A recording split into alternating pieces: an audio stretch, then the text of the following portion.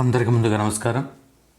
APPSC, TSPSC competitive exams YouTube ఛానల్కి స్వాగతం. మనం ప్రీవియస్ క్లాసెస్లో జాతీయ ఆదాయ పరిచయం, అదేవిధంగా నిర్వచనాలు, జాతీయ ఆదాయ భావనలు అనే ఈ 2 టాపిక్స్ని మనం కంప్లీట్ చేసుకోవడం జరిగింది. ఎంతో బ్రాడ్ వేలో, ఎంతో ఎక్కువ ఎక్స్ప్లెనేషన్తో మనం ఆ 2 టాపిక్ని మనం ఎక్స్ప్లెయిన్ చేసుకోవడం జరిగింది. ఇప్పుడు మనం ఎక్స్ప్లెయిన్ చేసుకుంటూ ఉన్న టాపిక్ జాతీయ ఆదాయ మదింపు పద్ధతులు. అంటే జాతీయ ఆదాయాన్ని ఏ విధంగా లెక్కిస్తారు అనే అంశం గురించి మనం ఇప్పుడు డిస్కస్ చేసుకుంటాం. అయితే దీంట్లో 2 పద్ధతులైనటువంటి ఉత్పత్తి మదింపు పద్ధతి, అదేవిధంగా ఆదాయ మదింపు పద్ధతి అనే ఈ 2 పద్ధతుల్ని మనం ప్రీవియస్ క్లాసెస్లో కంప్లీట్ చేసుకోవడం జరిగింది. ఎవరైనా ఆ క్లాసెస్ చూడకపోతే ఖచ్చితంగా ఆ క్లాసుని చూడండి. ఇప్పుడు మనము లాస్ట్ పద్ధతి, అదేవిధంగా 3వ పద్ధతి వ్యయ మదింపు పద్ధతి.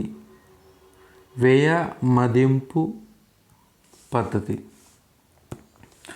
National income measures and methods of calculation మదింపు పద్ధతుల్లో 3వ పద్ధతి, అదేవిధంగా చివరి పద్ధతి అయినటువంటి వ్యయ మదింపు పద్ధతి. అంటే ఏంది? వ్యయం చేయడము. అంటే వ్యయం అంటే ఖర్చు చేయడం అని అర్థం. అంటే దేశంలో ఉత్పత్తి జరుగుతుంది. ఉత్పత్తి ఏం చేస్తాయి? ఉత్పత్తి కారకాలు చేస్తాయి ఉత్పత్తి.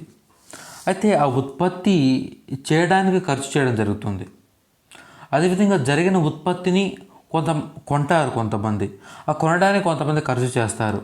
అవన్నీ మనం భారతదేశం మొత్తం మీద ఒక వస్తువు ఉత్పత్తి చేయడానికి ఎంత ఖర్చు అయింది, అదేవిధంగా ఆ వస్తువు ఇతరుడు కొనడానికి ఎంత ఖర్చు అయింది, ఈ ఖర్చు గురించి మాట్లాడుకుంటే కూడా మనకు జాతీయ ఆదాయం రావడం జరుగుతుంది. దానికి సంబంధించినటువంటి ఇప్పుడు 3వ పద్ధతి వ్యయ మదింపు పద్ధతి. దాని గురించి మనం ఈ క్లాసులో డిస్కస్ చేద్దాం. అయితే ఇప్పుడు నాది చిన్న మాట. APPSC, TSPSC competitive exams YouTube ఛానల్ని ఇప్పటివరకు మీరు సబ్స్క్రైబ్ చేయబోతే ఇప్పుడే కింద కనపడే red colour subscribe button tap చేసి సబ్స్క్రైబ్ చేసుకోండి.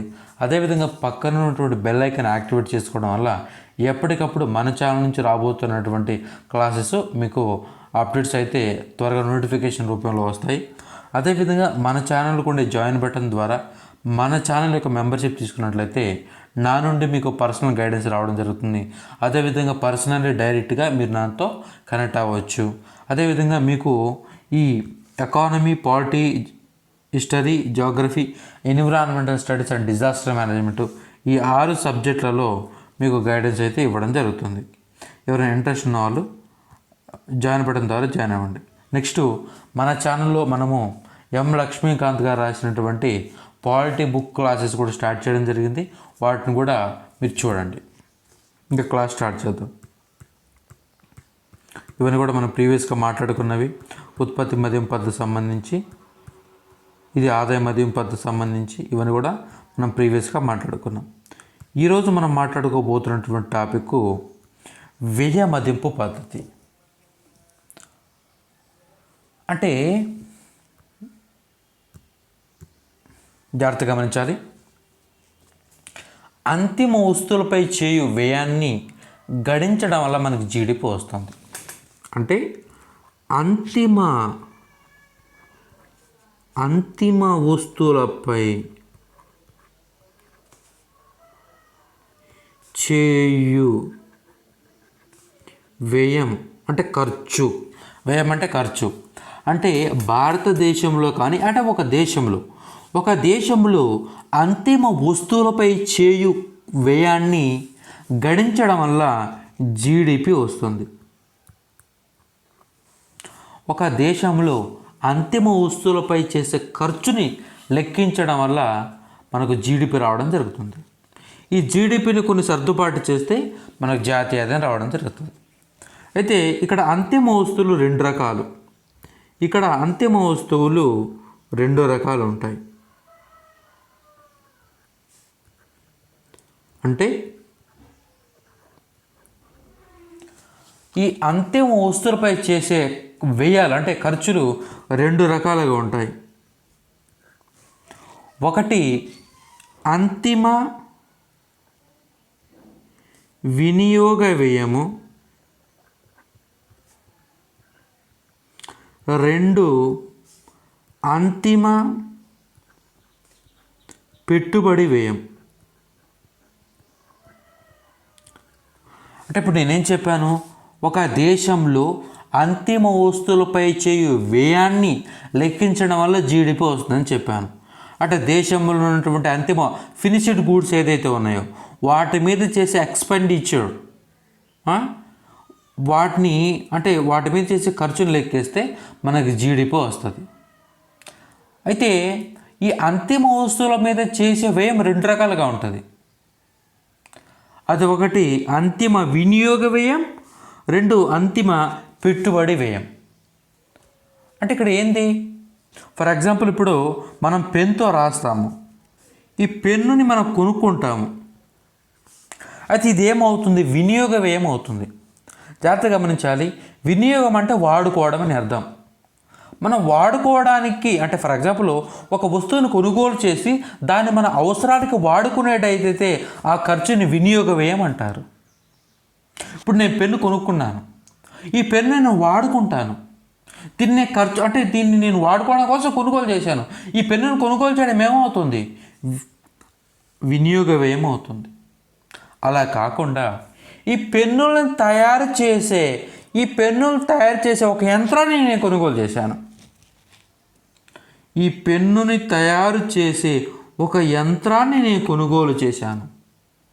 అప్పుడు అది పెట్టుబడి వ్యయం అవుతుంది. అంటే ఏంటి, ఇప్పుడు ఆ యంత్రం ద్వారా నేను పెన్నులు తయారు చేస్తాను, ఆ యంత్రం ద్వారా నాకు ఆదాయం వస్తుంది. కానీ వినియోగం చేయడం వల్ల ఆదాయం రాదు నాకు. అంటే నేను ఖర్చు పెట్టి నేను పెన్ను కొనుక్కొని నేను వాడుకోవడానికి తెలుసుకున్నాను, దీనివల్ల ఎటువంటి ఆదాయం నాకేం రాదు. కానీ ఈ పెట్టుబడి వ్యయం వల్ల నాకు ఆదాయం వస్తుంది. అంటే యంత్రం తెచ్చుకొని పెన్నులు తయారు చేస్తూ ఉన్నాను, ఆ పెన్నులు మార్కెట్లో అమ్ముతున్నాను, నాకు ఆదాయం వస్తుంది. అంటే ఇక్కడ చేసే ఖర్చులు 2 రకాలుగా ఉంటాయి. ఒకటి అంతిమ వినియోగ వ్యయము, 2 అంతిమ పెట్టుబడి వ్యయం. అంతిమ వస్తువుల మీద చేసే వ్యయాలు 2 రకాలుగా ఉంటాయి. అంతిమ వినియోగ వ్యయము, అంతిమ పెట్టుబడి వ్యయము. ఫర్ ఎగ్జాంపుల్ మనం షర్ట్లను కొనుగోలు చేసాం, షర్ట్ను కొనుగోలు చేసి ధరిస్తాము, అవి ఫినిష్డ్ గూడ్స్ కాబట్టి. అంటే ఆ షర్ట్ వల్ల మనకేమైనా ఆదాయం వస్తుందా, మళ్ళీ మనం దానివల్ల ఆదాయం ఏమైనా పొందగలమా, పొందలేము. కేవలం ఆ షర్ట్ని కేవలం మనం వినియోగించుకోవడం కోసం, ధరించడం కోసం మాత్రమే మనం కొనుగోలు చేశాము. అలా కాకుండా వస్త్రాలను తయారు చేసి ఒక మిషన్ని కొనుగోలు చేసాము అనుకోండి, ఆ వస్త్రాలను తయారు చేసుకోవచ్చు. మనం పత్తిని తెచ్చుకోవచ్చు, కాస్త పెట్టుబడి పెట్టుకొని ఆ యంత్రాన్ని ఉపయోగించుకొని వస్త్రాలు తయారు చేసి మార్కెట్లో అమ్మడం వల్ల మనకి ఆదాయం రావడం జరుగుతుంది. జాగ్రత్తగా గమనించాలి. అయితే ఇక్కడ ఆర్థిక వ్యవస్థలో 4 రంగాలు ఉంటాయి. ఒకటి కుటుంబ రంగము, 2 సంస్థల రంగము, 3 ప్రభుత్వ రంగము, 4 విదేశీ వ్యాపార రంగము. విదేశీ వ్యాపారం జాగ్రత్తగా గమనించాలి. తర్వాత మనకు నేషనల్ ఇన్కమ్ చివరి టాపిక్ ఆదాయ చక్రీయ ప్రవాహం ఉంటుంది. ఈ 4 రంగాల మీద ఆధారపడి ఉంటుంది ఆ టాపిక్. చాలా ఈజీ టాపిక్ అది. సరే, కుటుంబ రంగము, సంస్థల రంగము, ప్రభుత్వ రంగము, విదేశీ వ్యాపారము. కుటుంబ రంగము చేయు ఖర్చుని వ్యయాన్ని వినియోగ వ్యయము అంటారు. సంస్థల రంగం చేయు వ్యయాన్ని పెట్టుబడి వ్యయం అంటారు. ప్రభుత్వ రంగం చేయు వ్యయాన్ని ప్రభుత్వ వ్యయం అంటారు. విదేశీ వ్యాపారం చేయు వ్యయాన్ని విదేశీ వ్యాపారము అంటారు. దీన్ని సితో సూచిస్తారు, దీన్ని ఐతో సూచిస్తారు, దీన్ని జీతో సూచిస్తారు, దీన్ని X-Mతో సూచిస్తారు. కుటుంబ రంగం చేయు వ్యయాన్ని వినియోగ వ్యయం అంటారు. సంస్థల రంగం చేయు వ్యయాన్ని పెట్టుబడి వ్యయం అంటారు. ప్రభుత్వ రంగం చేయు వ్యయాన్ని ప్రభుత్వ వ్యయం అంటారు. విదేశీ వ్యాపారంలో చేయు వ్యయాన్ని విదేశీ వ్యాపార వ్యయం అంటారు. ఈ కుటుంబ రంగం చేయు వ్యయాన్ని సి అంటారు. వినియోగ వ్యయము కన్జప్షన్. అదేవిధంగా సంస్థల రంగం చేయు వ్యయాన్ని పెట్టుబడి వ్యయం అంటారు. ఇన్వెస్ట్మెంట్. ప్రభుత్వ రంగం చేయు వ్యయాన్ని ప్రభుత్వ వ్యయం అంటారు. Government expenditure. విదేశీ వ్యాపారం చేయు వ్యయాన్ని విదేశీ వ్యయం అంటారు. X-M. X అంటే ఎగుమతులు, M అంటే దిగుమతులు. ఈ నాలుగిటిని కలిపితే మనకు జీడిపి వస్తుంది. సి అంటే కుటుంబ రంగం చేయు వ్యయము. ఐ అంటే సంస్థల రంగం చేయు వ్యయము. జి అంటే ప్రభుత్వ రంగం చేయు వ్యయము. X-M అంటే విదేశీ వ్యాపార వ్యయము. కలిపితే మనకు జీడిపి వస్తుంది. జీడిపి వస్తే మనకు నేషనల్ ఇన్కమ్ వచ్చినట్టే. జీడిపిలో ఏం కలిసి ఉంటుంది? తరుగుదల కలిసి ఉంటుంది. జీడిపిలో తరుగుదల తీస్తే మనకేం వస్తుంది? ఎన్డిపి వస్తుంది. ఎన్డిపికి ఎన్పి చేరిస్తే ఎన్ఎన్పి వస్తుంది. ఇది సాధారణంగా మార్కెట్ ధరల్లో మార్కెట్ ప్రైస్లో ఉంటుంది. మార్కెట్ ప్రైస్లో ఉన్నప్పుడు ఎన్ఎన్పి మార్కెట్ ప్రైస్లో నుంచి నెట్ ఇండైరెక్ట్ ట్యాక్స్ తీసేస్తే ఎన్ఎన్పి ఫ్యాక్టర్ కాస్ట్ వస్తుంది. NNP factor cost nothing but జాతీయ ఆదాయం. ఎన్ఎన్పి ఫ్యాక్టర్ కాస్ట్ని జాతీయ ఆదాయం అంటారు సాధారణంగా. అంటే ఈ విధంగా కుటుంబ రంగం చేయు వ్యయాన్ని, సంస్థల రంగం చేయు వ్యయాన్ని, ప్రభుత్వ రంగం చేయు వ్యయాన్ని, విదేశీ వ్యాపారంలో చేయు వ్యయాన్ని కలిపితే జీడిపి వస్తుంది. ఆ జీడిపిలో కొన్ని కలిపి తీసేస్తే మనకు జాతీయ ఆదాయం వచ్చేస్తుంది. ఇప్పుడు ఒక్కో దాని తర్వాత ఒకటి మాట్లాడదాం. అసలు కుటుంబ రంగం చేయు వ్యయం అంటే ఏంటి? అదేవిధంగా పెట్టుబడి వ్యయం అంటే, సంస్థల రంగం చేయు పెట్టుబడి వ్యయం అంటే ఏంటి? ప్రభుత్వ రంగం చేయు వ్యయం ఏంటి అంటే X-M నికర ఎగుమతులు అంటారు. అంటే ఏంటి అనే దాని గురించి ఒక్కో దాని గురించి ఇప్పుడు మాట్లాడదాం. ఇప్పుడు నేను జస్ట్ మీకు ఇంట్రడక్షన్ చెప్పాను.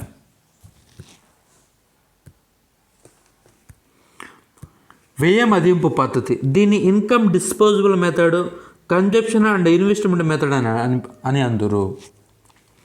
ఆర్థిక వ్యవస్థలో జరిగే అంతిమ వ్యయం లెక్కించడం ద్వారా జీడిపి పొందవచ్చు. ఇప్పుడు చెప్పాను. C+I+G+X-M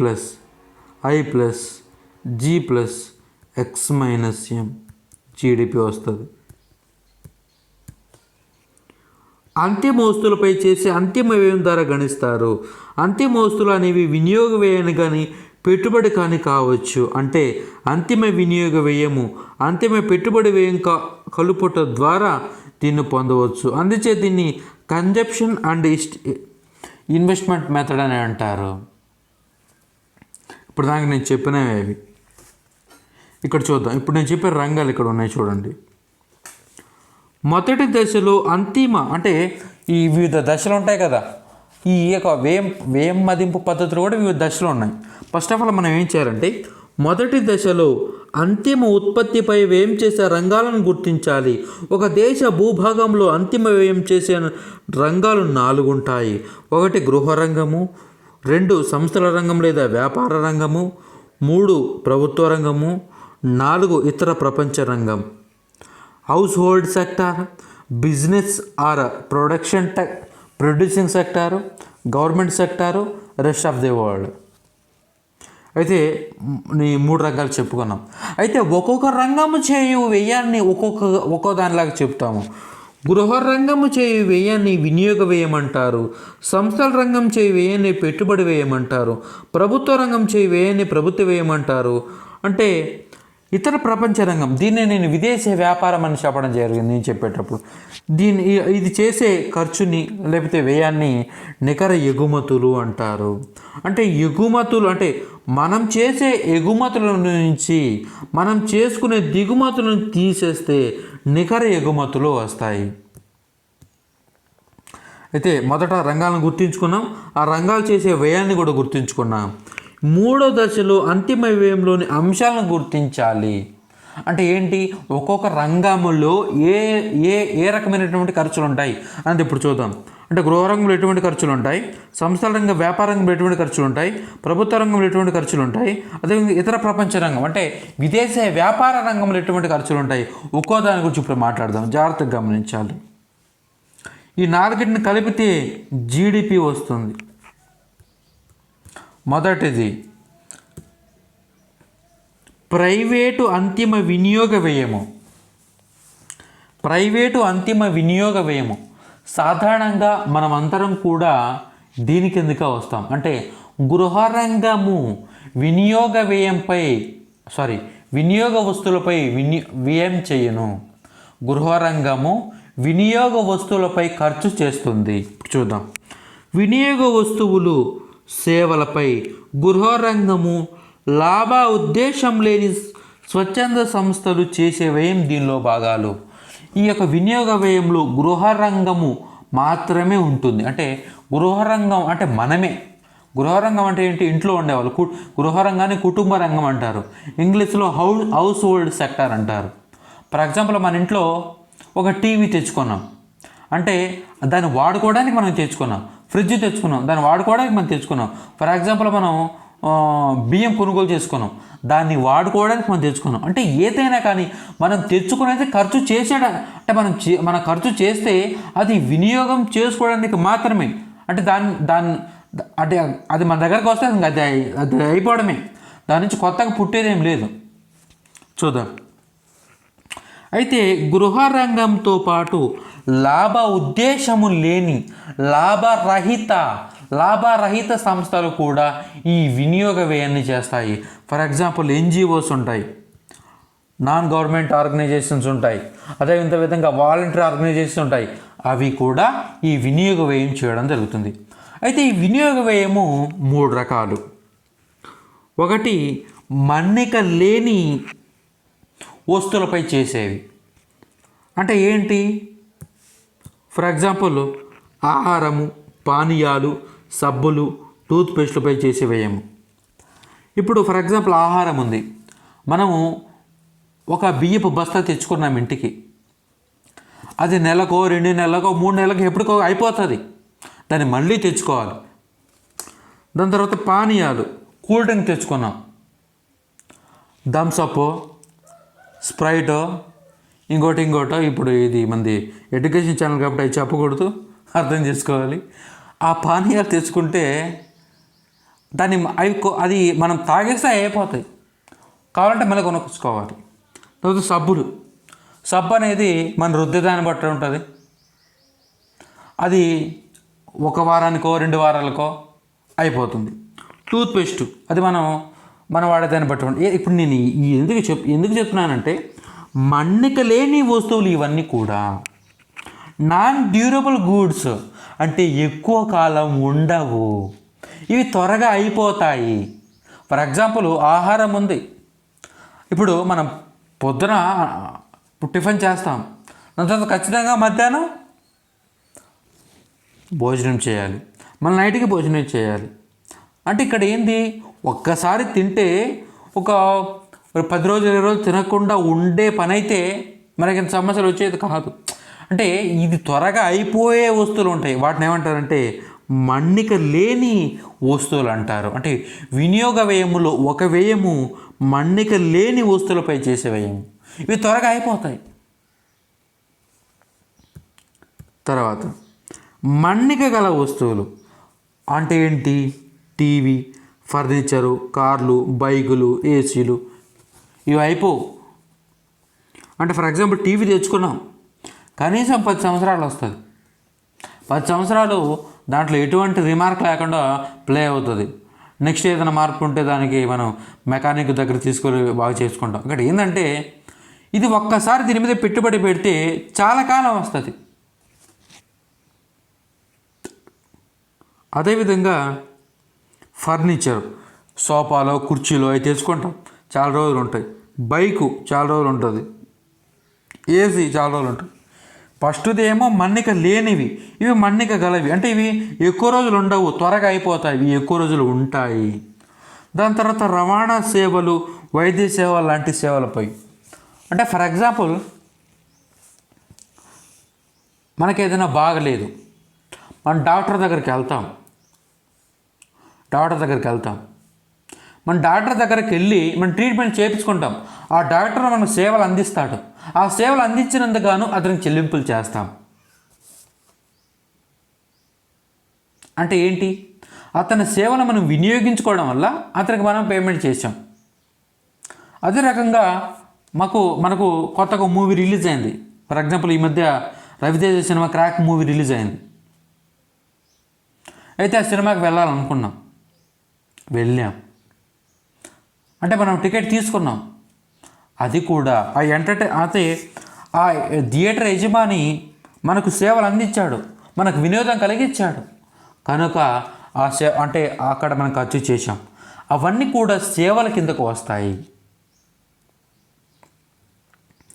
అంటే సేవలపై చేసే వ్యయము కూడా వినియోగ వ్యయమే. రవాణా సేవలు కానీ, వైద్య సేవలు కానీ, మరి ఏదైనా కానీ సేవలపై చేసే వ్యయము కూడా వినియోగ వ్యయమే. వినియోగ వ్యయము 3 రకాలు. ఒకటి మన్నిక గల వస్తువులపై చేసేది, 2 మన్నిక లేని వస్తువులపై చేసేది, 3 సేవలపై చేసేది. ప్రీవియస్గా ఎగ్జామినేషన్లో ఈ బిట్ అడగడం జరిగింది. జాతీయ ఆదాయంలో గల వినియోగ వ్యయంలో వీటిని కూడా కలుపుతారు. అంటే వీటిపై చేసే వ్యయాన్ని కూడా కలుపుతారు. 1 మన్నిక గల వస్తువులపై చేసేది, 2 మన్నిక లేని వస్తువులపై చేసేది,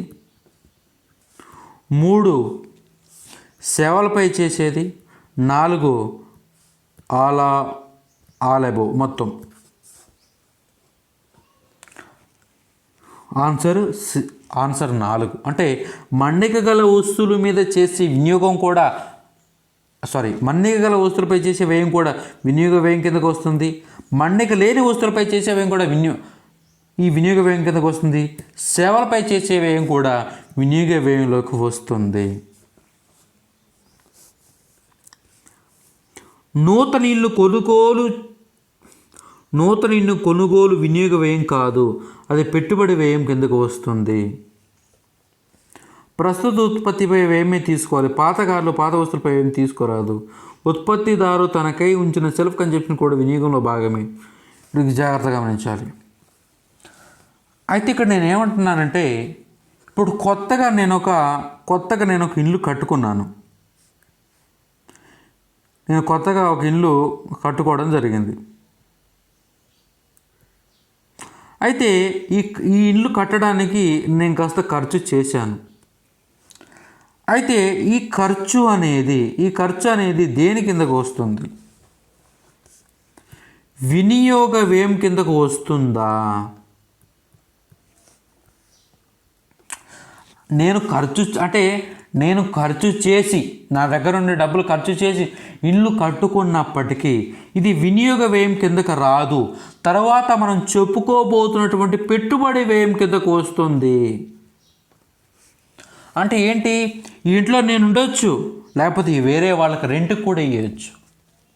ఈ ఇంట్లో నేను ఉండొచ్చు, నేను వేరే వాళ్ళకి రెంట్కి కూడా ఇవ్వచ్చు. అంటే ఇక్కడ ఆదాయం వచ్చేది కూడా ఉంది ఇక్కడ నాకు. కాబట్టి ఇది పెట్టుబడి వ్యయం కిందకు పోతుంది, ఇది వినియోగ వ్యయం కిందకు రాదు. వినియోగం అంటే నేను ఒకటే చెప్పాను, అది మన దగ్గరకు వస్తే ఎప్పటికప్పటికి అయిపోవాలి. దాని నుంచి ఇంకోటి ఉత్పత్తి కాకూడదు, దాని నుంచి ఆదాయం కానీ ఇంకో వస్తువు కానీ ఉత్పత్తి కాకూడదు. అట్లాంటి ఖర్చు చేస్తే అది వినియోగ వ్యయము. దాని నుంచి ఆదాయం పుట్టినా, ఇంకో వస్తువు పుట్టినా అది వినియోగ వ్యయం కాదు, పెట్టుబడి వ్యయం అవుతుంది. జాగ్రత్తగా గమనించాలి. ఫర్ ఎగ్జాంపుల్ నేను ఒకటి చెప్పాను. ఇప్పుడు మనం డాక్టర్ దగ్గరికి వెళ్తాం, మనం బాగాలేకపోతే మనం ఒకసారి అతని సేవలు అందించినందుకు కానీ అతనికి మనం పేమెంట్ చేస్తాం. అంటే ఒక్కసారి పేమెంట్ చేస్తే ఎప్పుడు పోయినా అతను చూస్తాడా? చూడడు. మళ్ళీ సేవలు అందించుకుంటే మళ్ళీ కట్టాలి. అదే రకంగా సినిమాకి వెళ్ళాం, క్రాక్ మూవీకి వెళ్ళాం, టికెట్ తీసుకుంటాం. ఫర్ ఎగ్జాంపుల్ మార్నింగ్ షోకి వెళ్ళాం, మళ్ళీ మ్యాట్నీ షోకి వెళ్ళాలంటే ఇంకో టికెట్ తీసుకోవాలి. ఎందుకంటే అది అది అది అది వినియోగ వ్యయం. అంటే ఆ యొక్క టికెట్ వ్యాలిడిటీ అప్పుడు అయిపోయింది. మనం నెక్స్ట్ కావాలంటే మనం ఇంకోటి కొనుక్కోవాలి, దాని నుంచి ఇంకోటి పుట్టదు. అంటే వినియోగ వ్యయం అంటే దాని విలువ ఎప్పుడొకప్పుడు పడిపోతుంది. పెట్టుబడి వ్యయం అంటే దానిలోంచి ఏదో ఒకటి పుడుతుంది, గుర్తుంచుకోవాలి. అంటే ఈ ఇల్లు కట్టాను, నా దగ్గర డబ్బులే, నేను కాదనట్లేదు, నేను దాంట్లో ఉన్నా కానీ దాని నుంచి నేను ఏరే వాడికి ఇచ్చి రెంట్ తీసుకునే సోర్స్ ఆప్షన్ ఉంది అక్కడ. కాబట్టి ఇది పెట్టుబడి వ్యయం కిందకు వస్తుంది, వినియోగ వ్యయం కిందకు రాదు. అదేవిధంగా నేను సరే ఫర్ ఎగ్జాంపుల్ నేను అదే రెంట్ కొంటున్నాను, అయినప్పటికీ కూడా దాన్ని నేను సెల్ఫ్గా ఉన్నప్పటికీ, నేనే ఉన్నప్పటికీ అది జాతీయాదంలో కలపాలి. ఎందుకంటే ఉత్పత్తి జరిగింది కాబట్టి జాతీయాదాన్ని కలపాలి. ఫర్ ఎగ్జాంపుల్ ఒక రైతు ఉన్నాడు, ఒక రైతు ధాన్యాన్ని పండించాడు, ధాన్యాన్ని పండించినప్పటికీ ధాన్యాన్ని పండించి అతను కొంత వాడుకున్నాడు. ధాన్యం పండించి అతను ఫర్ ఎగ్జాంపుల్ 10 బస్తాలు పండాయి, 5 బస్తాలు మార్కెట్లో అమ్మాడు, 5 బస్తాలు తానే వాడుకున్నాడు, తన ఇంట్లో తినడానికి ఉంచుకున్నాడు. అయినప్పటికీ దాన్ని జాతీయ ఆదాయంలో కలపాలి. ఎందుకంటే అది ఉత్పత్తి జరిగింది కాబట్టి. ఆ ఉత్పత్తి జరిగినందుకు అతను ఖచ్చితంగా ఖర్చు చేసి ఉంటాడు కాబట్టి ఆ ఉత్పత్తిని ఖచ్చితంగా జాతీయ ఆదాయంలో కలపాలి. ఇక్కడ ఉంది అదే imputed rent on self occupied house కూడా వినియోగ వ్యయంలో భాగమే. ఉత్పత్తిదారు తనకే ఉంచిన సెల్ఫ్ కన్జంప్షన్ కూడా వినియోగ వ్యయంలో భాగమే. అదేవిధంగా సెకండ్ హ్యాండ్ గూడ్స్ని తీసుకోకూడదని ఇచ్చాడు ఇక్కడ. దాని తర్వాత నూతన ఇల్లు కొనుగోలు వినియోగ వ్యయం కాదు. ఇప్పుడు చెప్పాను ఎందుకో, ఇది పెట్టుబడి వ్యయం కిందకు వస్తుంది. టోటల్గా ఈ అంతిమ వినియోగ వ్యయం అంటే ఈ విధంగా ఉండడం జరుగుతుంది. నెక్స్ట్ పెట్టుబడి వ్యయం. పెట్టుబడి వ్యయం అంటే భౌతిక ఆస్తులలో వచ్చే పెరుగుదలే పెట్టుబడి వ్యయం. అంటే మనము ఒక వస్తువు అంటే ఒక దాని మీద ఇన్వెస్ట్మెంట్ పెట్టుబడి పెట్టడం వల్ల అది పెరుగుతుంది, దాన్ని పెట్టుబడి వ్యయము అంటారు. భౌతిక మూలధన వస్తువులలో పెరుగుదలే పెట్టుబడి. యంత్రాలు, ఫ్యాక్టరీలు, రెసిడెంట్లు, ఇళ్ళు, సంస్థ ఇన్వెంటరీల పెరుగుదల పెట్టుబడి వ్యయాన్ని గ్రాస్ డొమెస్టిక్ క్యాపిటల్ ఫార్మేషన్ అందరూ. దీనిలో 3 భాగాలు గలవు. ఫర్ ఎగ్జాంపుల్ 2018లో ఒక ఊర్లో, ఒక విలేజ్లో ఒక 100 హౌసెస్ ఉన్నాయి. 2019లో 120 హౌసెస్ ఉన్నాయి. 2020లో 150 హౌసెస్ ఉన్నాయి. ఇక్కడ నువ్వు గమనిస్తే ఈ సంవత్సరానికి ఒక 20 ఇల్లులు పెరిగాయి. ఈ సంవత్సరం నుంచి ఈ సంవత్సరానికి 30 ఇళ్ళు పెరిగినాయి. అంటే ఈ పెరుగుదల ఏదైతే ఉందో అంటే భౌతిక వస్తువులు పెరిగినాయి. అంటే భౌతిక అంటే ఏంటి? ఫిజికల్ అంటే వాటిని పట్టుకోగలం అంటే మీకు తెలుసు. అంటే భౌతిక వస్తువులలో అంటే భౌతిక ఆస్తులలో వచ్చే పెరుగుదలే పెట్టుబడి వ్యయము. అంటే ఏంటి? ఆ ఇల్లు కట్టడానికి నువ్వు పెట్టుబడి పెట్టి ఉంటావు, నువ్వు ఇల్లు కట్టడానికి నువ్వు పెట్టుబడి పెట్టి ఉంటావు. ఆ విధంగా పెట్టుబడి పెట్టినందుకు ఇక్కడ ఇల్లులు పెరిగాయి. అంటే భౌతిక ఆస్తులు పెరిగాయి 20, ఇక్కడ 20 పెరిగాయి, ఇక్కడ 30 పెరిగాయి. అంటే భౌతిక ఆస్తులలో వచ్చే పెరుగుదలే పెట్టుబడి వ్యయము. ఇక్కడ చూస్తే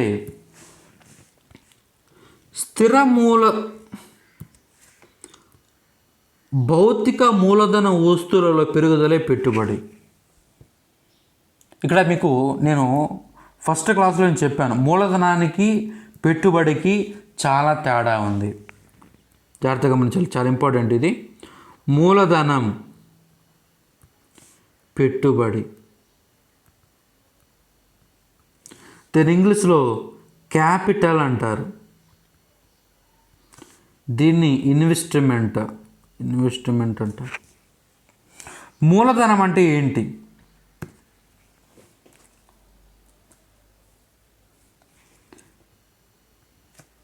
పెట్టుబడి. మూలధనం అంటే పెట్టుబడుల కలయిక వల్ల మూలధనం ఏర్పడును. పెట్టుబడుల కలయిక వలన మూలధనం ఏర్పడును. మూలధనంలో వచ్చే మార్పే పెట్టుబడి.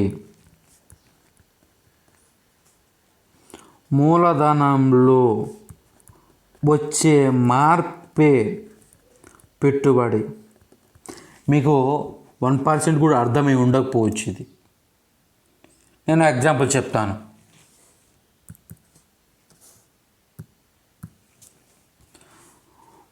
ఫస్ట్ ఇయర్, మొదటి సంవత్సరము, ఫర్ ఎగ్జాంపుల్ దేశంలో ఒక 10 ఫ్యాక్టరీలు ఉన్నాయి అనుకుందాం. మొదటి సంవత్సరం దేశంలో 10 ఫ్యాక్టరీలు ఉన్నాయనుకుందాం. జాగ్రత్తగా గమనించాలి. ఇక్కడ మూలధనము 10 ఫ్యాక్టరీలే, అదేవిధంగా పెట్టుబడి 10 ఫ్యాక్టరీలే. ఇప్పుడు సెకండ్ ఇయర్ చూద్దాం. సెకండ్ ఇయర్ దేశంలో 15 ఫ్యాక్టరీలు ఉన్నాయి. జాగ్రత్తగా గమనించాలి. ఇక్కడ మూలధనం, మూలధనము ఎంత? 15 ఫ్యాక్టరీలు. పెట్టుబడి 5 ఫ్యాక్టరీలు. మూడో సంవత్సరం ఫ్యాక్టరీలు 25 ఉన్నాయి. 25 ఫ్యాక్టరీలు పెరిగాయి. ఇక్కడ మూలధనం 25 ఫ్యాక్టరీలు, పెట్టుబడి 10 ఫ్యాక్టరీలు. అంటే ఏంటి? పెట్టుబడిలో వచ్చిన, అంటే ఈ పెట్టుబడుల యొక్క కలయికే మూలధనం. అంటే ఇక్కడ పెట్టుబడి, ఇక్కడ మూలధనము, ఈ ఫస్ట్ రెండో ఒకటే, మూలధనము పెట్టుబడి రెండో ఒకటే. కానీ ఇక్కడ గమనిస్తే రెండవ సంవత్సరం 15 ఫ్యాక్టరీలు అయినాయి. అంటే ఇక్కడ మూలధనము 15. అంటే ఈ 15 ఫ్యాక్టరీలు ఎందుకు అయినాయి? ఇక్కడ అంటే 5 ఫ్యాక్టరీలకు పెట్టుబడి పెట్టాము మనం. ఈ 5 ఫ్యాక్టరీ పెరిగినటువంటి 5 ఫ్యాక్టరీలు ఏదైతే ఉన్నాయో అవి పెట్టుబడి. అంటే ముందు సంవత్సరం ఉన్న 10 ఫ్యాక్టరీలకి ఇంకాస్త పెట్టుబడి పెడితే 15 ఫ్యాక్టరీలు అయినాయి. అంటే ఏంటి? పెట్టుబడిలో మార్పే, అంటే పెట్టుబడుల యొక్క కలయికే మూలధనం. అంటే ఈ మూలధనంలో వచ్చే మార్పే పెట్టుబడి. మూడో సంవత్సరం చూస్తే 25 ఫ్యాక్టరీలు ఉన్నాయి. అంటే ఈ 15 ఫ్యాక్టరీలకి ఇంకాస్త పెట్టుబడి పెడితే మూలధనం పెరిగింది. అంటే ఏంటి? పెట్టుబడి పెరిగింది. ఈ పెట్టుబడుల కలయిక వల్ల మూలధనం పెరుగుతుంది. ఈ మూలధనంలో మార్పే పెట్టుబడి. అంటే ఇక్కడ మూలధనం, ఇక్కడ 10 ఫ్యాక్టరీలు ఉన్నాయి, ఇక్కడ 15 ఫ్యాక్టరీలు ఉన్నాయి, ఇక్కడ 25 ఫ్యాక్టరీలు ఉన్నాయి. అంటే ఇక్కడ మూలధనం మార్పు చేస్తూ వస్తుంది. అంటే ఎందుకు? మనం పెట్టుబడి పెట్టే కొద్దీ ఇక్కడ మూలధనం పెరుగుతూ వస్తుంది. అంటే మూలధనంలో మార్పే పెట్టుబడి. పెట్టుబడి యొక్క కలయికే మూలధనం. ఇది గమనించాలి. పెట్టుబడి మూలధనం ఒకటి కాదు. పెట్టుబడి వల్ల మూలధనం క్రియేట్ అవుతుంది. పెట్టుబడి పెట్టడం వల్ల మూలధనం క్రియేట్ అవుతుంది. మూలధనంలో వచ్చే మార్పే, ఇక్కడ మూలధనం 10 ఫ్యాక్టరీలు ఉన్నాయి, ఇక్కడ 15 ఫ్యాక్టరీలు ఉన్నాయి. అంటే ఈ 10 ఫ్యాక్టరీలకి 15 ఫ్యాక్టరీల మార్పు ఎంత జరిగింది? 5 ఫ్యాక్టరీలు పెరిగినాయి. ఆ పెరుగుదలే పెట్టుబడి. ఆ పెరుగుదల అంటే ఆ 10 ఫ్యాక్టరీల నుంచి 15 ఫ్యాక్టరీలు పెరగడానికి కారణం ఏంటి? పెట్టినటువంటి పెట్టుబడి అంటే మూలధనంలో మార్పు జరగడానికి కారణం పెట్టుబడి. అంటే పెట్టుబడి యొక్క కలయిక వల్ల ఈ యొక్క మూలధనంలో మార్పు వచ్చింది. ఇది గమనించాలి. మూలధనానికి పెట్టుబడికి మధ్య తేడా. అయితే మనం మాట్లాడే పెట్టుబడి వ్యయం. ఈ పెట్టుబడి వ్యయం 3 రకాలుగా ఉంటుంది. ఒకటి స్థిర పెట్టుబడి, 2 రెసిడెన్షియల్ హౌసులపై చేసే వ్యయం. అంటే స్థిర పెట్టుబడి అంటే ఏంటి?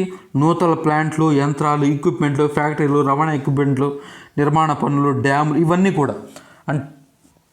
అంటే స్థిర పెట్టుబడి అంటే ఏంటంటే ఏదైనా అంటే ఒక పెద్ద భవనం కట్టాం, లేకపోతే పెద్ద డ్యామ్ కట్టాం, లేకపోతే పెద్ద యంత్రాలను తయారు చేసాం, పెద్ద ప్లాంట్లు కట్టాం, ఫ్యాక్టరీలు కట్టాం. ఇవన్నీ కూడా స్థిర మూలధనాలు.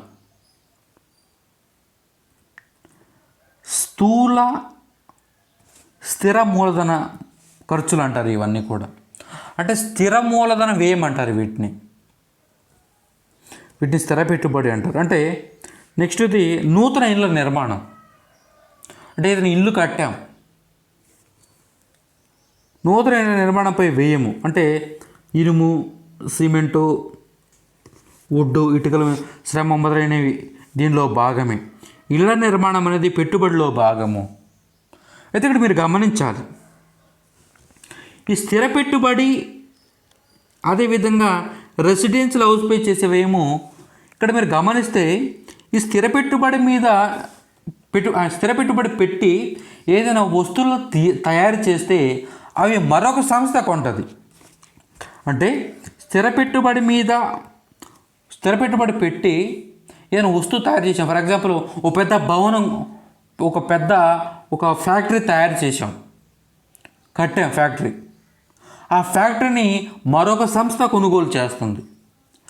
ఇక్కడ అంటే స్థిర పెట్టుబడి పెట్టి ఏదైనా ఉత్పాదకం చేస్తే దాన్ని మరొక సంస్థ కొంటుంది. అలా కాకుండా నూతన ఇళ్లపై చేసే వ్యయం పెట్టుబడి చేసి ఒక పెద్ద ప్లాట్ కట్టాం, అది గృహ రంగము కొంటుంది. అంటే స్థిర పెట్టుబడి పెట్టి ఏదైనా మూలధన కల్పన చేస్తే దాన్ని సంస్థల రంగం కొంటుంది. అదేవిధంగా నూతన ఇళ్లపై చేసే వ్యయము అంటే మనం ఇల్లు కట్టడానికి ఖర్చు చేస్తాం. ఆ ఇల్లు కట్టినప్పుడు ఆ ఇల్లుని ఎవరు కొంటారు? గృహరంగం వాళ్ళు కొంటారు. అంటే ఈ ఖర్చులు గృహరంగం వాళ్ళు కొంటారు, ఈ ఖర్చుని సంస్థల రంగం వారు కొంటారు పెట్టుబడి వ్యయంలో. క్యాపిటల్ గూడ్స్లో పెట్టుబడికి ఇళ్ల నిర్మాణంలో పెట్టుబడిగా కొద్దిగా తేడా ఉంటుంది. ఇండ్లు అనేవి గృహరంగంచే కొనుగోలు చేయబడగా మూలధన వస్తువులు సంస్థలచే కొనుగోలు చేయబడను. ఇదే ఇప్పటివరకు నేను చెప్పింది. నెక్స్ట్ నిల్వలో మార్పు, ఇన్వెంటరీలు.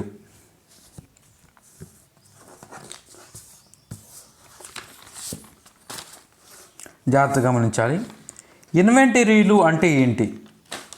ఇన్వెంటరీలు అంటే ముడి సరుకు, సగం తయారైన వస్తువులు, అమ్మకానికి సిద్ధంగా ఉన్న అంతిమ వస్తువులు మొదలైనవి. ఫర్ ఎగ్జాంపుల్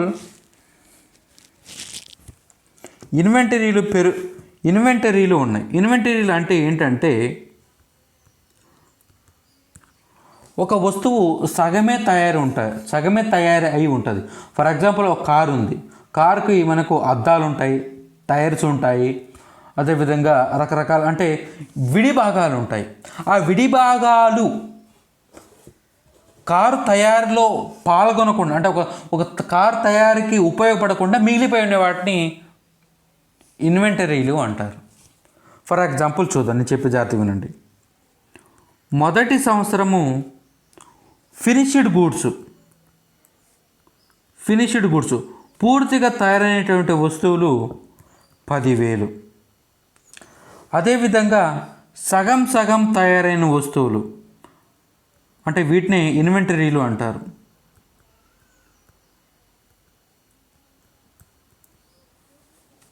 ₹1,000 వీటికి వాల్యూ 1000. అయితే ఇప్పుడు నేషనల్ ఇన్కంలో ఏది తీసుకోవాలి? 10,000 తీసుకోవాలా, 1000 తీసుకోవాలా, రెండు కలిపి 11,000 తీసుకోవాలా? ఫినిష్డ్ గూడ్స్ అదేవిధంగా సగం తయారైన వస్తువులు.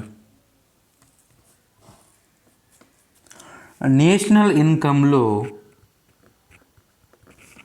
11,000 తీసుకోవాలి.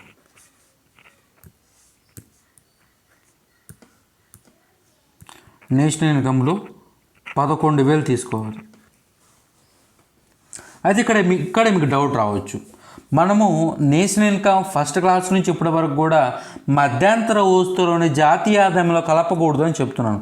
అయితే నేను ఇప్పుడు నేషనల్ ఇన్కంలో వీటిని తీసుకున్నాను, ఇన్వెంటరీలను, సగం సగం తయారైనటువంటి వస్తువులను తీసుకున్నాను. ఎందుకు తీసుకున్నాను అంటే ఇక్కడ మీరు గమనించాలి, ఉత్పత్తిలో పాల్గొనిన మధ్యంతర వస్తువుని తీసుకోకూడదు. ఉత్పత్తిలో పాల్గొనకుండా అలాగే ఉన్న వాటిని తీసుకోవచ్చు జాతీయ ఆదాయంలో. బహుశా మీకేం అర్థమై ఉండకపోవచ్చు. ఫర్ ఎగ్జాంపుల్, నేను ఒక 10,000కి పత్తి కొనుగోలు చేసుకొని వచ్చాను. పత్తి, కాటన్ తయారు చేసుకొని వచ్చి అంటే నేను ఈ 10,000 విలువ కలిగినటువంటి పత్తిని తెచ్చి నేను దీంట్లో 5,000 విలువ కలిగినటువంటి పత్తిని షర్ట్గా మార్చాను. 5,000 విలువ కలిగినటువంటి పత్తి అదేవిధంగా ఉంది అంటే అది ఇంకా ఉత్పత్తిలో పాల్గొనలేదు. వాటిని ఇన్వెంటరీలు అంటారు. అయితే ఇప్పుడు జాతీయ ఆదాయంలో మనం లెక్కించేటప్పుడు ఈ 5,000 విలువ కలిగినటువంటి పత్తిని లెక్కించకూడదు. ఈ 5,000 లెక్కించవచ్చు, ఎందుకంటే ఇది ఉత్పత్తిలో పాల్గొనలేదు. అంటే ఫినిష్డ్ గూడ్స్ తయారు కావడానికి ఇది సహకరించలేదు, ఇది విడిగానే ఉంది. ఈ విడిగా ఉన్న వాటిని ఇన్వెంటరీలు ఉంటారు. వీటిని జాతీయ ఆదాయంలో కలపకూడదు. కలపాలి. అంటే ఈ షర్ట్లు తయారవడానికి ఈ 5,000 విలువ కలిగినటువంటి పత్తి ఉపయోగపడింది. అంటే ఇది దీంట్లో మధ్యంతర వస్తువుగా చేరిపోయింది. ఇది ఇంకా చేరిపోలేదు, ఇంకా ఉత్పత్తిలో పాల్గొనలేదు. వీటిని ఇన్వెంటరీలు అంటారు. వీటిని జాతీయ ఆదాయంలో కలపవచ్చును, దీన్ని కలపకూడదు. ఇప్పుడు నేను మీకు ఎగ్జాంపుల్ ఏం చెప్పాను నేను. For example, first year finished goods 10,000, అదేవిధంగా ఇన్వెంటరీలు 1,000 రూపాయలు. ఇప్పుడు ఎంత? 11,000. అయితే రెండవ సంవత్సరం చూద్దాం. రెండవ సంవత్సరం ఫినిష్డ్ గూడ్స్ ఫర్ ఎగ్జాంపుల్ 20,000 అనుకుందాం. ఇన్వెంటరీలు ఈ సంవత్సరం కూడా ఇన్వెంటరీలు ఉంటాయి కదా. ఎంత? 1,500 అనుకుందాం. ఇప్పుడు ఈ సంవత్సరం యొక్క జాతీయ ఆదాయం ఎంత?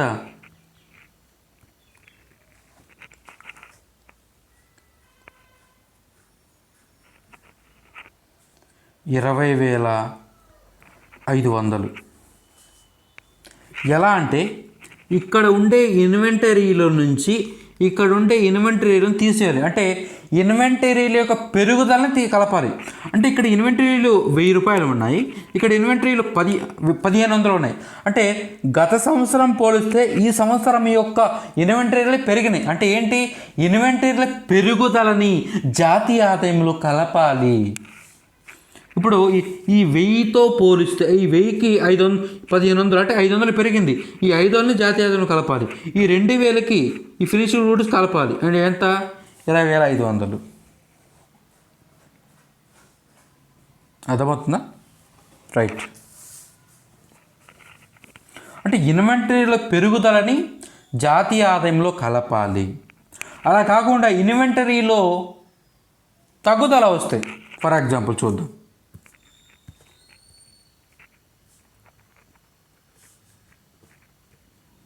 ఇప్పుడు సెకండ్ ఇయర్ ఫినిష్డ్ గూడ్స్ 20,000, అయితే ఇన్వెంటరీలు 500. అయితే ఇప్పుడు మనం ఏం చేయాలంటే దీంతో పోలిస్తే అంటే మొదటి సంవత్సరంతో పోలిస్తే రెండో సంవత్సరం ఇన్వెంటరీలు తగ్గాయి. అలాంటప్పుడు తగ్గినటువంటి 500ని ఈ 20,000 నుంచి తీసివేయాలి. ఇప్పుడు నేషనల్ ఇన్కమ్ ఎంత? 19,500. అంటే ఇన్వెంటరీలు పెరిగితే జాతీయ ఆదాయంలో కలపాలి, తగ్గితే జాతీయ ఆదాయం నుంచి తగ్గిన ఇన్వెంటరీలు తీసివేయాలి. ఇన్వెంటరీలో ఎటువంటి మార్పు లేకపోతే ఏం చేయాల్సిన అవసరం లేదు. ఈ విధంగా ఇన్వెంటరీలు అయితే ఉంటాయి. మీకు ఏదైనా డౌట్ ఉంటే కింద కామెంట్ సెక్షన్లో కామెంట్ చేయండి, నేను నెక్స్ట్ క్లాస్లో ఎక్స్ప్లెయిన్ చేస్తాను. ముడి సరుకు సగం సగం తయారైన వస్తువులు. ముడి సరుకులు సగం సగం తయారైన వస్తువులు, అమ్మకానికి సిద్ధంగా ఉన్న అంతిమ వస్తువులు మొదలైనవి ఇన్వెంటరీలు. ఈ ఇన్వెంటరీలో వచ్చే మార్పుని పెట్టుబడి వ్యయంగా తీసుకుంటారు. Change in stock, closing stock minus opening stock. స్థిర పెట్టుబడి ప్లస్ రెసిడెన్షియల్ నిర్మాణం ప్లస్ ఇన్వెంటరీల మార్పులు చేసే వ్యయాన్ని పెట్టుబడి చెప్పవచ్చు. అంటే ఇవన్నీ కూడా ఈ స్థిర పెట్టుబడి కానీ, రెసిడెన్షియల్ హౌస్ చేసే వ్యయం కానీ, నిల్వల మార్పులు కానీ ఇవన్నీ కూడా పెట్టుబడి వ్యయంగా చెప్పవచ్చు అని చెప్పి అక్కడ ఉండడం జరిగింది. నెక్స్ట్ టోటల్గా ఇది net domestic investment, gross fixed business investment plus inventory investment plus gross residential investment minus depreciation.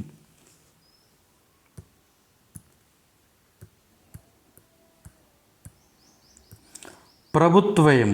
ఈ ప్రభుత్వం అనేది వినియోగ వ్యయం చేస్తుంది, అదేవిధంగా పెట్టుబడి వ్యయం కూడా చేస్తుంది.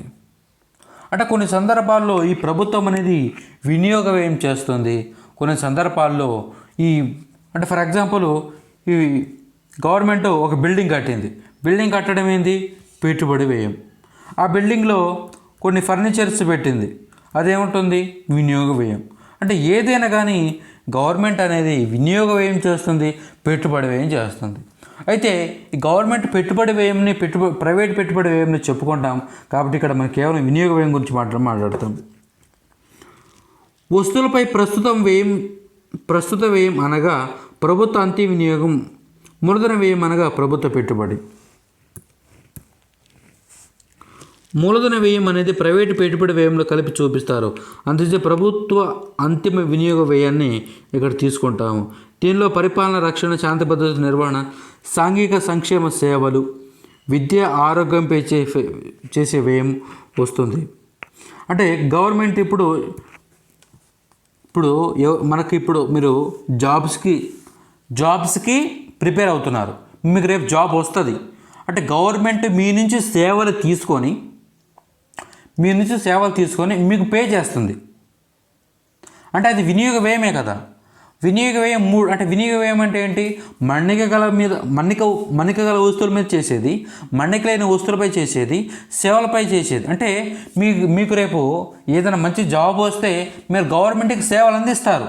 ఫర్ ఎగ్జాంపుల్ రక్షణ అంటే మీకు రేపు పోలీస్ డిపార్ట్మెంట్, మీరు కానిస్టేబుల్ కానీ సబ్ ఇన్స్పెక్టర్ కానీ ఏదైనా అయితే మీకు రక్షణకు సంబంధించినటువంటి సేవలు మీరు అందిస్తారు. మీ సేవలను తీసుకుని గవర్నమెంట్ మీకు శాలరీ ఇస్తుంది. అంటే మీ సేవల మీద గవర్నమెంట్ ఖర్చు చేస్తుంది. శాంతి భద్రతలు నిర్వహణ, అదేవిధంగా సాంఘిక సంక్షేమ సేవలు, విద్య, ఆరోగ్యం ఇవన్నీ కూడా ప్రభుత్వం చేసే వినియోగ వ్యయాలే. ప్రభుత్వ సేవలు మార్కెట్ ధర ఉండదు కాబట్టి సేవలు అందించుట ఉద్యోగులకు వచ్చే పరిహారం, వస్తు సేవలపై వచ్చే ఖర్చును ప్రభుత్వ వ్యయంగా చెప్తారు. అంటే దీనికి ఎటువంటి మార్కెట్ వ్యయం ఉండదు. మీకు ఎంతైతే శాలరీ ఇస్తారో, మీకు ఎంతైతే అంటే ఉద్యోగులు అందించే సేవలకు గాను ప్రభుత్వం చెల్లించే జీతాలని అంటే ప్రభుత్వ వ్యయంగా చెప్పడం జరుగుతుంది. ప్రభుత్వ అంతిమ వినియోగ వ్యయము, ఉద్యోగుల పరిహారము, దేశీయ మార్కెట్లో వస్తు సేవల నికర కొనుగోళ్లు, విదేశాల నుంచి వస్తు సేవల నికర కొనుగోళ్లు, ఈ విధంగా ఉండడం జరుగుతుంది. ప్రభుత్వ వ్యయం అంటే మీకు వినియోగ వ్యయం అంటే ఏంటి, పెట్టుబడి వ్యయం అంటే ఏంటి, రెండు మీద డిఫరెన్స్ తెలిస్తే మీకు ప్రభుత్వ వ్యయం అనేది ఈజీగానే వచ్చేస్తుంది. నెక్స్ట్ నికర ఎగుమతులు. నికర ఎగుమతులు అంటే ఏం లేదు, మన దేశం నుంచి మనం చేసే ఎగుమతుల్ని ఎక్స్ అంటారు, మనం చేసే దిగుమతుల్ని ఎం అంటారు. మనం చేసే ఎగుమతుల్లో నుంచి మనం చేసుకున్న దిగుమతులను తీసేస్తే నికర ఎగుమతిలో వస్తుంది. అయితే ఈ నికర ఎగుమతుల గురించి మనం నెక్స్ట్ క్లాస్లో డిస్కస్ చేసుకుందాం. వ్యయ మదింపు పద్ధతి పార్ట్ 2లో మనం డిస్కస్ చేసుకుందాం. నికర ఎగుమతులు కానీ అదేవిధంగా ఈ ఫ్లో చార్ట్ కానీ దీని ద్వారా ఇదే వస్తుంది. వీటన్నింటి కూడా మనం నెక్స్ట్ క్లాస్లో డిస్కస్ చేసుకోవడం జరుగుతుంది. This is enough for this video. Next క్లాస్లో మనం వ్యయ మదింపు పద్ధతి సంబంధించి పార్ట్ 2 అయితే మనం డిస్కస్ చేసుకోవడం జరుగుతుంది. ఈ క్లాస్కి సంబంధించి మీకు ఏమైనా డౌట్స్ ఉంటే కింద కామెంట్ సెక్షన్లో కామెంట్ చేయండి. నా ఎక్స్ప్లెనేషన్ మీకు నచ్చినట్టయితే లైక్ చేయండి. అదేవిధంగా మీకు ఏమైనా డౌట్స్ ఉంటే కామెంట్ చేయండి. తప్పకుండా ప్రతి ఒక్కరు షేర్ చేయండి. Thank you very much.